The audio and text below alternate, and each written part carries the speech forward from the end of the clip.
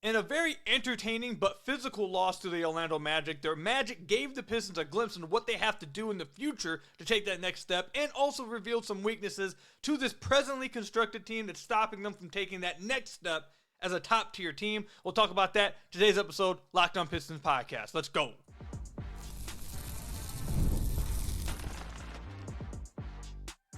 You are Locked On Pistons, your daily Detroit Pistons podcast, part of the Locked On Podcast Network, your team every day.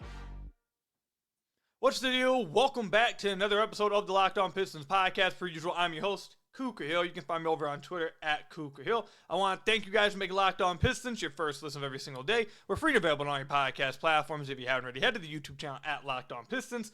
Hit that subscribe button or leave us a 5-star review on whatever podcast platform you're listening to this on. That's another great way to support the podcast. And today's episode is brought to you by FanDuel. Super Bowl 59 is here, and there's no better way to make every play more exciting than with FanDuel Sportsbook. New customers can bet $5, and if you win, you'll score $200 in bonus bets. Download the app or head to FanDuel.com to get started today.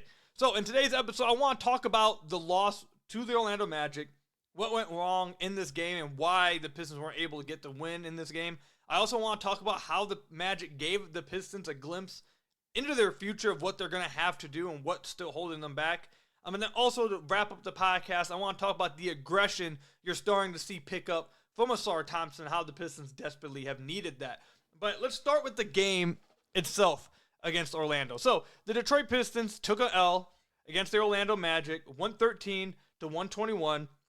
This was a very close game and competitive game until the beginning of the fourth quarter. The Pistons had to go without Cade Cunningham to open the fourth. The game was tied, or the Pistons were up by 2 at the beginning of the fourth quarter. And by the time the 10-minute mark rolled around, J.B. Bickerstaff had to call a timeout because the Orlando Magic took the lead by 7. They went from down 81-79 to up 88-81. So at the 10-minute mark, he had to call a timeout, and he had to sub Cade back into the game. If you've watched the Pistons all year, you know the way JB likes to do it. There's 2 different rotational patterns he likes to do. He'll play Cade at the beginning of the fourth quarter. He'll take him out around the 6-minute mark and let him rest for like 2 or 3 minutes, then bring him back in. Or he'll play him at the beginning of the or he'll have him sit for the beginning of the fourth quarter and then bring him back in around like the 7-8 minute mark. But he was only given a minute and a half before he had to bring Cade Cunningham back into the game. And by then, the Orlando Magic had basically taken all the momentum. Now, Cade did go crazy in this fourth quarter. Franz Wagner went berserk as well, 25 points, tied a franchise record for the Magic, so he went crazy. But Cade in the fourth quarter saw red. He started talking crazy with Franz, started talking crazy with Paulo, was really getting physical out there and talking heavy. Went 7 of 10 in that fourth quarter with 16 points, but on the night, it wasn't an efficient night for Cade. In that fourth quarter, though, he did wake up and try to make it a game. At one point in that fourth quarter, I believe the Pistons cut it to 4. Let me make sure I double check that. It might have been just 6. I don't think that. Yeah, they cut it to 4. 105-109 with 3 minutes left. But after that, the Magic were just too much for the Pistons. They weren't able to make it a game. But Cade did give you a pretty impressive fourth quarter from him to try and make it a game. But I think where Orlando. Actually, where I want to start with is this, actually. There's a quote going around right now from Jonathan Isaac after the game, Orlando Magic forward. And if you watch this game, this was an incredibly physical game. I mean, the game lasted like 3 hours because there was constant stoppage of play, constant technicals, constant, I don't want to say, they're not fights. What do you want to call them? Scuffles, I guess. That paused the game. Refs got to go to the replay center. You know, it was constant. Guys were getting in each other's faces. These teams do not like each other and made the game last forever. After the game, Jonathan Isaac said this, and it has a lot of Pistons fans frustrated. He said, quote, "We know who Detroit is, what they're about, and they feel like that's them, but that's actually who we really are." So, what he's saying right there, he's basically, if you didn't watch the game, what he's saying is Detroit thinks they're the big bad bullies on the block. They think they're the physical team. They think they're going to push people around. They think they're the defensive physical team, but really that's who we are. They're just trying to beat us, and we're really that. I want to talk about that, and we'll talk about the game with it, but I want to start it with that. I think Jonathan Isaac is right as of right now, but there's a reason why. if you just compare the rosters of the Orlando Magic versus the Detroit Pistons, the Pistons do not have the physicality, the size, and versatility that the Orlando Magic have. The Magic are just, I think, when they're fully healthy, are a better team than the Detroit Pistons. They've dealt with injuries out of like crazy injuries this year to everyone. But when they're healthy, which they were last night, they're just a better team than the Pistons, and they're more versatile. And when Jonathan Isaac says who Detroit thinks they are, I think the way you should look at it, I don't think people should be taking offense to it. First of all, when you win, you can talk all the talk you want. Okay, they won, you can talk whatever you want. But when you hear that, what you should look at, you should start analyzing what that means and how is that the case. And the reason why that's the case is because if you look at Orlando, you got Paolo, 6'9", 6'8". You got Franz, 6'8", 6'9", 6'10". Wendell Carter Jr., 6'10 plus. You got Jalen Suggs, who's one of the most physical, best defensive guards in the entire NBA, incredibly physical, all NBA defensive type of player who's going to get up in you, talk crazy, and play physical as hell. Strong dude. Same thing with KCP, an all-world defender. Then you've got Jonathan Isaac coming off the bench, who might be on a minute-per-minute basis one of the best defenders, one of the 5 best defenders in the entire NBA.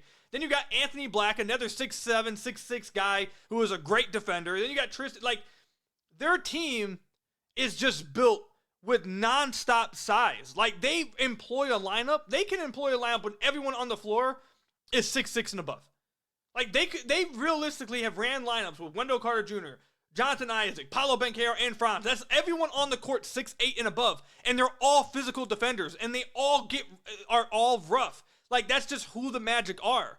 The Pistons, which I think is what killed them in this fourth quarter, they just don't have that right now. They have a guy in Stu who is incredibly physical and has that kind of bad boy identity. He represents that. You got that a little bit. Ausar doesn't really talk that much, but he's an all-world defender, so he qualifies under it. Like, you got that in Ausar. You got that in Ron Holland. But outside of that, the Pistons don't have nearly the amount of guys like that, and they don't have nearly the amount of size that the Orlando Magic do. They got Tobias Harris, who, by the way, didn't get to play in this second half because he's been dealing with a head injury. I don't know if we got any specifics on that yet. But he didn't get to play in that second half, and he didn't look like himself throughout the whole game, which that really killed the Pistons because you got a glimpse into why I say that you can't, even when Tobias was struggling, why I said you can't take Tobias out the starting line because then you just don't have a 4. Like, you're just going to be completely undersized, and you saw that in the second half. That's one. But then you got Malik Beasley, THA, both undersized, bad defenders. Simone Fontecchio, not a good defender. Marcus Sasser, undersized, bad defender. Like, that's just what the Pistons are as of right now, presently constructed. Now, they've been playing much better defensively this month. We've talked about it with Ausar Thompson playing as many minutes as he has. 100%.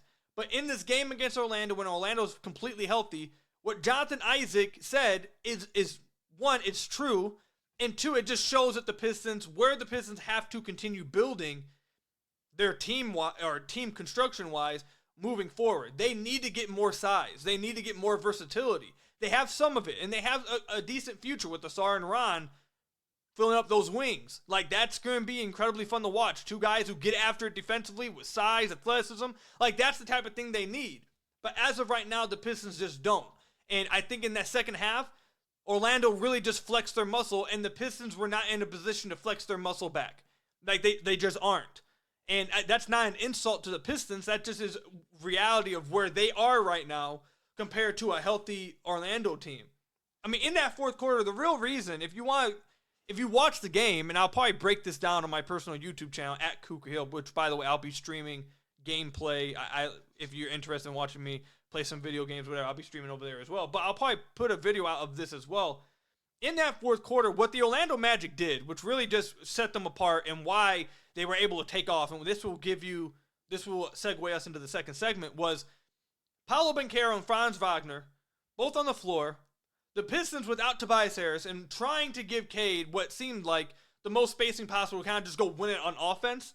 When you do that, and even if they didn't go that route, they weren't going to be able to play, at least from so far what JB has shown us, he's not willing to play, and it makes sense, not play Ron Holland and Ausar Thompson together for long stretches. And we get it. We understand why. But when you do that and you don't have Tobias, you have And they probably would have done this even with Tobias on the floor, to be honest. But what they did was, it was Cade, THJ, Malik Beasley, Ausar, and Jalen Duren. And the Pistons don't have the size to guard Paolo and Franz, both with size, both with length. So whoever the Pistons were hiding a Malik Beasley on, whoever they were hiding a THJ on, whoever they were hiding them on, they just ran pick and rolls with them. And the Magic are able to employ such a big lineup that even if you want to try to put Cade on Paolo, all they have to do is put in Jonathan Isaac with Wendell Carter Jr., and Cade has to check for, one of those guys.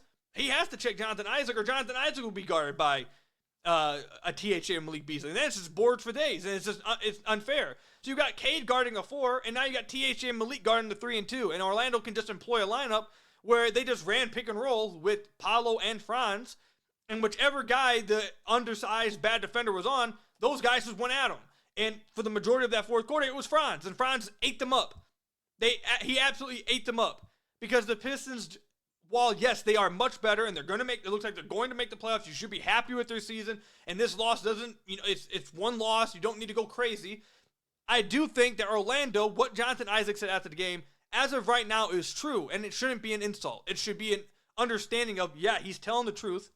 That is the case. That's where they need to get to next. That's what they have to build towards next. Because right now, they've made improvements, but they haven't gotten that yet. And that, I think that is probably the next step in their team construction, is eventually getting more size in the wings and more versatility. They don't have it yet. They have shooting, and they've made steps in other areas, but that's the area they're lacking right now.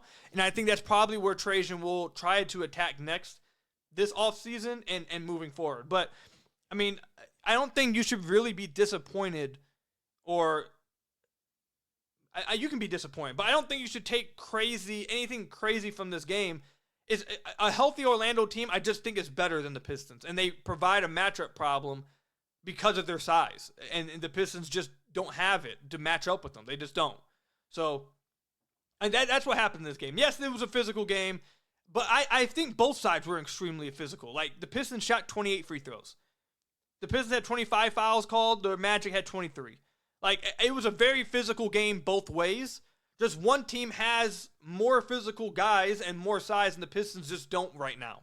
So, I mean, it is what it is. And even despite that, it was a close game to the fourth quarter. And to segue this into the second segment, along with what happened in this game, what happened in the beginning of the fourth quarter and what Franz Wagner did versus the Pistons, gave the Pistons, and should have given the Pistons fan base, a glimpse into what needs to happen for the Pistons to really take this next step and to be considered a legit playoff team, a legit team this year. Super Bowl 59 is here. One game, two teams, endless possibilities. And there's no better way to make every play more exciting than with FanDuel Sportsbook. Whether it's predicting the first touchdown, calling the MVP, or even betting on the coin toss, FanDuel makes it easy to get on the action.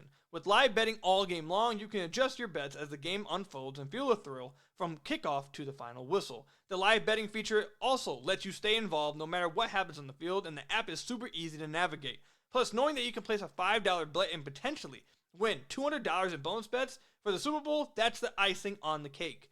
Download the app or head to FanDuel.com to get started. Bet just $5, and if you win, you'll score $200 in bonus bets guaranteed. That's FanDuel.com. Bet with FanDuel, the official partner of Super Bowl 59. So I want to thank you guys again for making Locked On Pistons your first listen of every single day. We're free and available on all your podcast platforms. If you haven't already, head to the YouTube channel at Locked On Pistons. Hit that subscribe button. We are now less than 500 subscribers away from 10K. We're really trying to get there before the end of the season. We can get there. Around 48% of you guys who listen to the podcast are not subscribed, so please go hit the subscribe button. It's the best way to support me.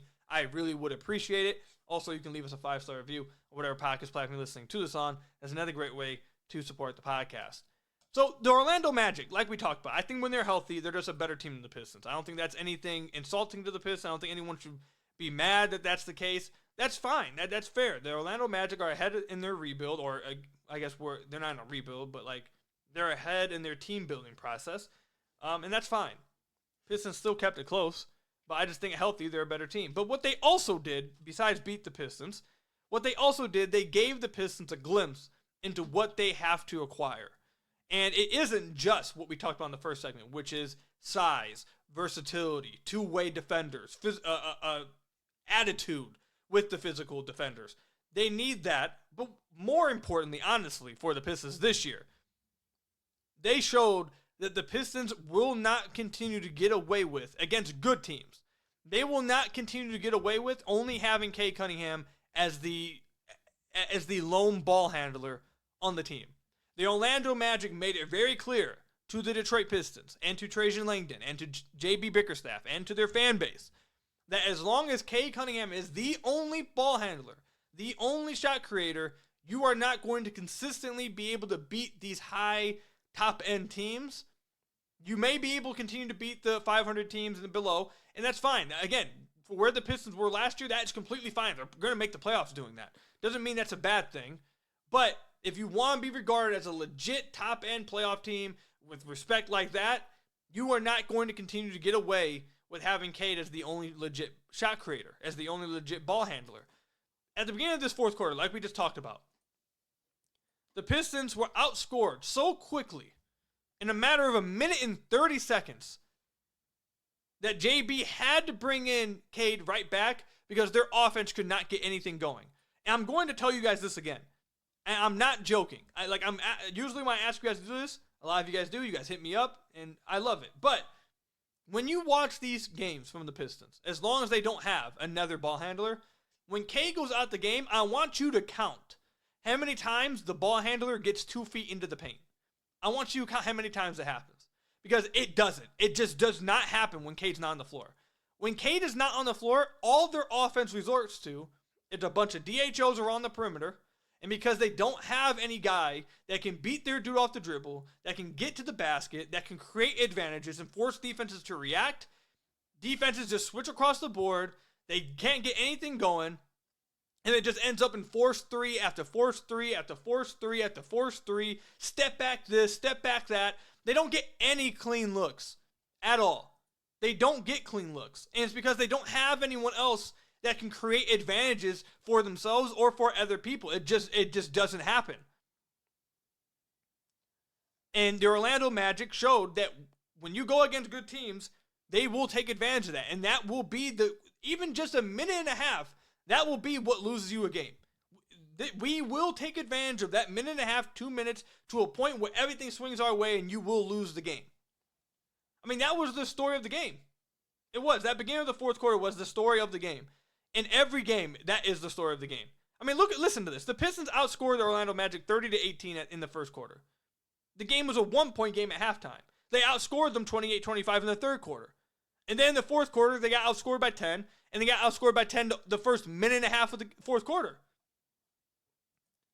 The Pistons are not going to be able to continue, I don't believe, they'll be able to continue the run that they're having as the schedule continues to go with the Pistons only having one ball handler. It's just not going to happen. It's not, I can't see it possibly happening. And to buffer my argument real quick, on the season, actually not on the season, let's do it just in January. Because this is this is without Jay and Ivy. Because before Jay and Ivy went down, they did have somebody that could do some of it. They had Jay and Ivy. But since Jay and Ivy has went down, the Pistons, when Cade's on the floor, are outscoring opponents by 7.7 points. When he goes off the floor, they're being outscored by 7.6 points. So that is a 15.3 point differential. It's a 15-point swing from when Cade's on the floor to when he's off the floor. 15 points. A swing. That's wild. That's a crazy swing. Just a crazy swing. And it's all simply because they don't have anyone else that can handle the rock. You want to know what's even more damaging to the Cade without, or the Pistons without Cade than with Cade? When he's on the floor this month of January without Jay and Ivy, they have a 115.3 offensive rating. That would be a top half of the league offense. When he goes off the floor, they have a 96.6 offensive rating. I'll say it again. Without Cade on the floor, they have a 96.6 offensive rating. They are not cracking 100 points per 100 possessions. That is unacceptable. That is way, way, way too much of a swing to consistently. Look, they've been able to survive with it now, okay? Like, they'll be able to continue to get some wins here. But you are not going to be able to sustain that type of success when it's that big of a swing offensively when Cade goes off the floor. The worst offense in the league this year right now is the worst team in the league, 6-win Washington Wizards, at 104.7. 104.7. Pistons without Cade are 8 points worse than the worst team in the NBA. That you're not going to win games like that consistently. It's going to be this is the better way to say it. It's going to be incredibly hard to sustain that. If they do, that speaks incredibly highly of the starting lineup and how well they're going to be able to play with Cade on the floor. But it's going to be insanely hard to sustain that. The Pistons desperately need another ball handler. And what the Orlando Magic showed you was this. Franz Wagner wasn't doing anything for the majority of that game. The first 3 quarters, he had 9 points. And Paolo was having to kind of carry the load himself. Throughout this game, Cade didn't have a good game. Cade shot 13 of 31 in this game. He hit up in the fourth quarter, but he shot 13 of 31 in this game. The difference between a team like the Orlando Magic and a team like the Pistons is that when Cade struggles, they're not going to get any other offense. When Cade struggles, it's going to be GG's. When Franz is struggling, Paolo can sustain. And then when Paolo needs help and he needs a break, Franz can come in the fourth quarter and drop 25 points. Between the two of them, they had 64 points. They have a duo. They have 2 guys that can go do this and go do that. And this guy can take a break. And if this guy's not feeling it, this guy can step up until that guy gets his stuff going. Like, that's what the Pistons have. Or what the Orlando Magic have, I should say. The Pistons just don't have that. They don't. And that's what they need to get. They need to eventually get that guy that is a legit second all-star. Because both Franz and Paolo are all-star level players. I don't know if Franz is going to make the all-star team. Probably not. But he is an all-star level player. The Pistons need another all-star skill level offensive player with Cade. So when Cade has a night like this, that guy can hold it down for the first 3 quarters. And then when Cade goes off in the fourth quarter, it's not in a losing effort like he did in this game. It's not just to get the Pistons back into the game. It's to swing the game. Because when you have what the Pistons have right now, with a bunch of guys who are just feasting off of Cade's gravity and him creating advantages, when he's having an off night, it's going to be hard to win those games. It's going to be hard. And you saw that, especially against the good teams. Especially against the good teams. And you saw that in this game against Orlando. So the Pistons, I think, look, this was a competitive game still for 3 quarters, and then, Orlando kind of ran with it a little bit in the fourth. But, look, I think this was a good game to watch because it gives you a glimpse into what the Pistons have to address next if they want to compete in this East. They have to get size eventually. They have to get two-way big defenders. And they have to get an all-star level shot creator on offense. An all-star level offensive creator. That's what they eventually need to get. Not an okay, not a good one. They need someone who is also, they need to have a second banana as also an all-star level offensive player. That's what they need. Not saying they have to get that this year, but that is what eventually they're going to need with Cade. And they don't have it right now. And that's fine. They're going to have a fun season. They're going to have a good season without it. They're going to have a massively improved season like we've seen. But to take that next step, that's what needs to happen. And Orlando let you know in this game that's what they need. So let me know in the comment section down below or over on Twitter at Cougar Hill. What do you think the Pistons need to acquire next? What needs to be next on their bulletin board of have to get? And do you think Orlando really showcased what it is that they have to do in this game? Let me know. Comment section down below or over on Twitter at Cougar Hill. When we come back, I want to talk about Ausar Thompson showcasing his aggression and improving that aggression and how that should help the Pistons a ton moving forward.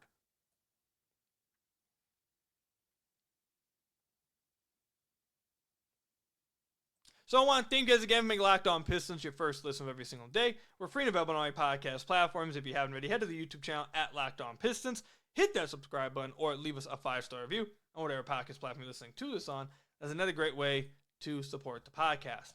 All right, in this game against Orlando, Ausar Thompson had a fantastic game. Fantastic.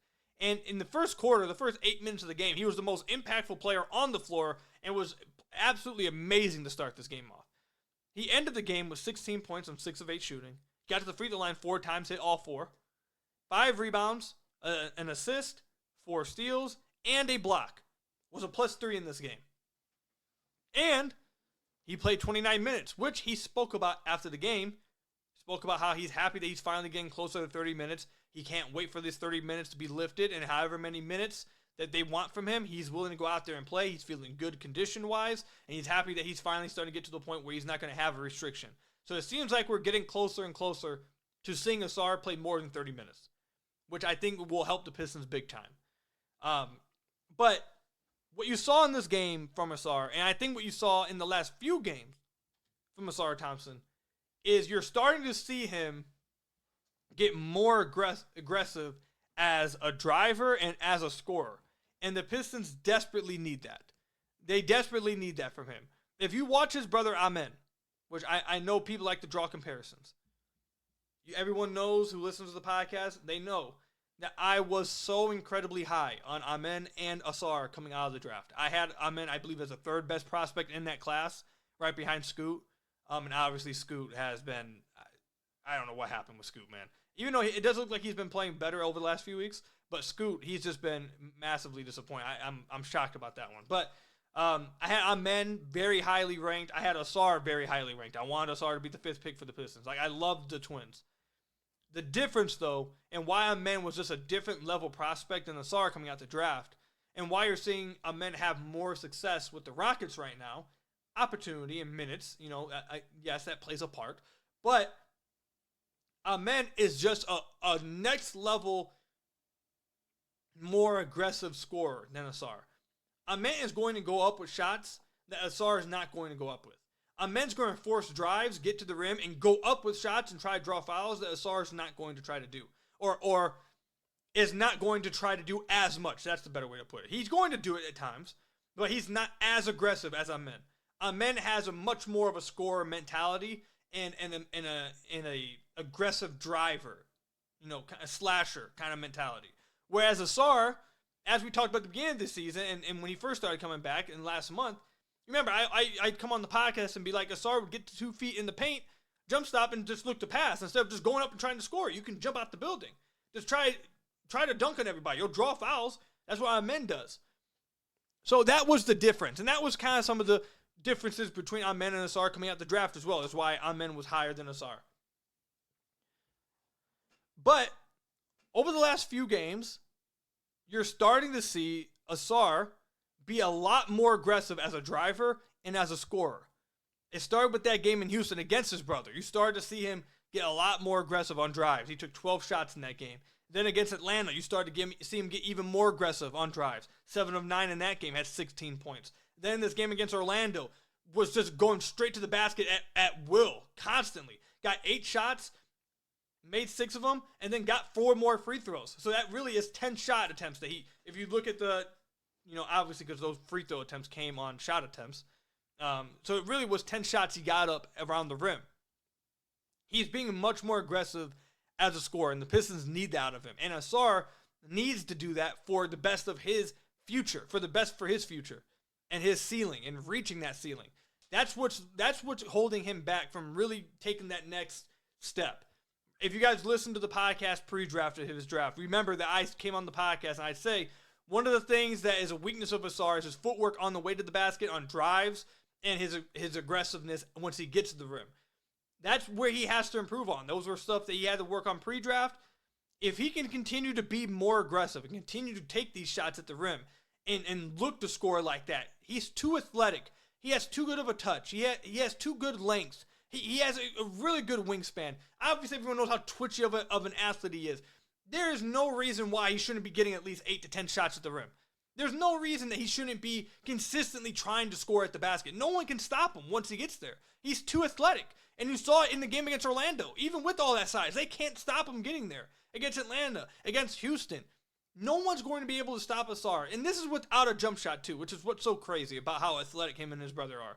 Even without a jump shot, they are so fast and so crazy athletic. So some of the most unique athletes we've ever seen in the NBA, literally, that even without a jumper and sagging off them, you are not going to stop Ausar from getting to the basket. That's just how fast, how quick, and how athletic he is. It's just not going to happen. But the mindset has to change. The mindset with Amen, going up. I'm dunking on you. I'm going with the floater. I'm scoring this basketball. You're following me. I'm going to the free throw line. Ausar oftentimes tries to just pass out. He'll stop, jump stop, start to hesitate. Just go up. You're seeing that as of late, and it's showcasing in his play getting better and him impacting the game more. Last thing I want to leave off with Ausar is this, though. Ausar and the Cade Cunningham duo in the month of January, once Ausar was put into the starting lineup and he was able to actually play longer than 15 minutes. Before January, it's hard for me to really put a lot into that sample because Ausar, we know, was only able to play like 3-minute stretches. He was only able to play 12, 13, 14, 15 minutes. Like, he wasn't able to get a groove going. In January, not only is he in the starting lineup, he's consistently getting 20-plus minutes. He's consistently being allowed to kind of get a groove going. So, and obviously the Pistons have been much, much better in January. We've seen how good they've been in January. That duo of Ausar and Cade, when they're on the floor together, they have a 115.3 offensive rating. Again, a top half of the league offensive rating. Defensively, they have a 109. I just lost it. Oh, here it is. 110.9 defensive rating. They have a plus 4.4 net rating when those two guys are on the floor together. And there was a lot of questions about, can Ausar and Cade play together because Ausar can't shoot? You know, he can't space out in the corner. And I said all offseason, look, yes, they should fit together, not only in transition and fast break, but if you get more creative with how you use Ausar rather than just spot him up in the corner, Monty Williams, there's other things you can do. And you're seeing JB use him in different ways a little bit more recently. You're starting to see Ausar be utilized in transition a ton. There was actually a play yesterday that I very much, I got super excited and, smiled watching. I'm not going to lie to you. In the fourth quarter, when the Pistons are trying to get this comeback and Cade's going crazy, I believe they got a stop or they got a steal. Cade picks the ball up. Ausar, who started behind him, just races down the right lane. Cade sees him, throws the lob. Ausar goes and finishes in transition. The first angle, you see Ausar look at, Cade, and he, points to him as, fist bumps, good pass. On the second replay, they showed the other angle of Cade. Cade throws the lob. He sees Ausar going. You see his eyes look at him. He sees him. Throws the lob. Once Ausar gets it, you see Cade fist bump, looks at him, and gives him, a point and, not winks at him, but, lets him know, thank God, thank you. We got it. We can do that every time. You can see that this, and the reason why that made me, excited or whatever, was because you can see them picking up on this chemistry and them building this together and learning how to play with each other and liking to play with each other and really thriving playing together. You're seeing that this month. By the way, that offensive rating would have them 8th in the NBA right now. The defensive rating would have them as the 7th best defense in the NBA with those two on the floor in January. So much for, Ausar can't shoot, therefore he can't play with Cade. It's not true. You just can't put him in the corner. He can't spend all his time in the corner. It just can't happen. The defense is much better. They're learning how to play together offensively. They are thriving in transition. And if Ausar can continue to improve as an aggressive scorer, as an aggressive slasher, be more like Ron Holland, who also is continuing to play extremely well. Those two guys are the future of the wings. Future on the wings. Incredibly excited about what they're going to be on the wings for the Pistons in a few years. Those guys are going to be great. But if Ausar can continue to do that and be more like Ron on drives, it's going to be even better as the season goes on. So let me know in the comment section down below how you guys feel about Ausar's play and his aggression. Does he need to be more aggressive as a scorer? Let me know in the comment section down below or over on Twitter at Kukio. That's all I've got for you guys today. Thank you guys for making Locked On Pistons your first listen every single day. Free to available on any podcast platforms. Hit that subscribe button to the YouTube channel. Leave us a 5-star review on whatever podcast platform you're listening to this on. And until next time, I will see you guys later. Stay safe out there. And until next time, peace out.